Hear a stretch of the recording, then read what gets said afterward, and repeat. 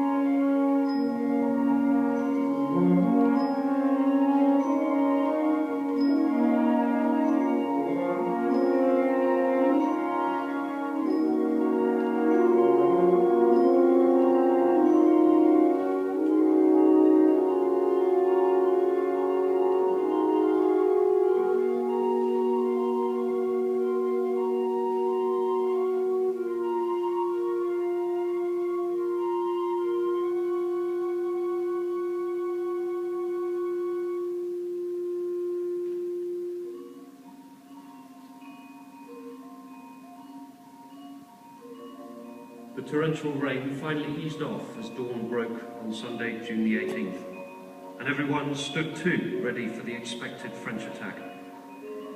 It was a miserable, muddy morning, and 72,000 sodden Allied troops faced an equally sodden 68,000 French troops, a mere 1,000 yards away across the valley. All was set for the Battle of Waterloo. The first attack against Hougoumont was made, and as the French troops emerged from the wood, confident that Hougoumont was within their grasp, they were stopped in their tracks. Between them and the farm was a 30-yard strip of open ground, swept by accurate musket fire from the windows and loophole walls manned by the Coldstream. Sweeping around, the French attempted to force their way in through the Great Gate. Lieutenant Colonel MacDonald, who was in overall command of both Coldstream and 3rd Guards, had become aware of the danger that this posed, and shouted to 3 other Coldstream officers nearby to join him.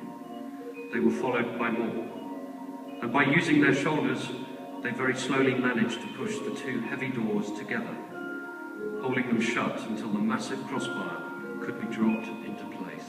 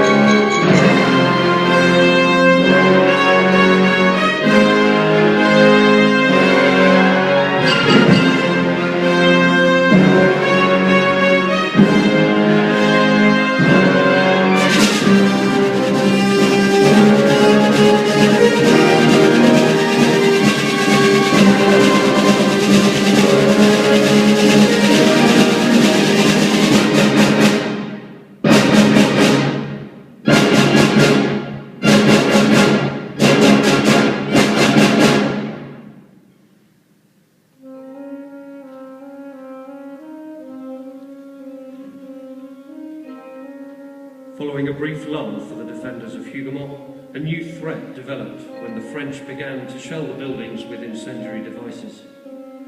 Soon, many roofs were ablaze, and it was not long before many of the buildings were alight too. Napoleon's hope that fire would succeed where his troops failed would be thwarted by the bravery of the Allied troops. Following a 9-hour battle, the French disappeared into the woods where they had appeared from at dawn that same day. Wellington would later declare that the success of the Battle of Waterloo turned on the closing of that gate.